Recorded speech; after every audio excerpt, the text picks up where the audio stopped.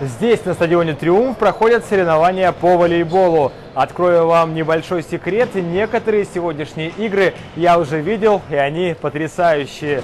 Ну а сейчас самый важный момент. На площадку вышла сборная Якутии. Но все по порядку. К этой игре мы вернемся немножко позднее. Ну а в первой игре встретились две команды, обе из которых накануне потерпели поражение. Игра была довольно непростой, но, похоже, для сборной Туркменистана победа стала делом чести. И одержали они ее со счетом 3-1. У них тактика тоже как у нас. Они тоже собранные команды. Их выиграть было очень сложно. Но мы собрались и мы сделали это. Ну а следующая встреча по напряженности могла бы уступить только сценам кассовых блокбастеров.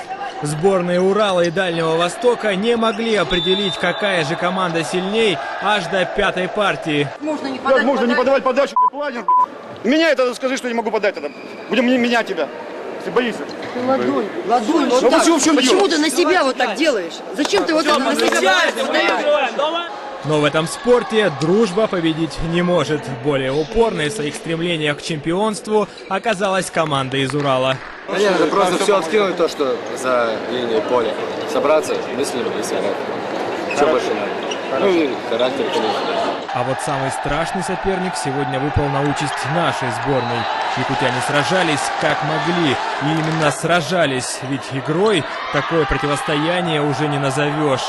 Я лично свидетельствую, что наши были готовы отдать за победу многое, но, увы, ликуют сегодня сибиряки.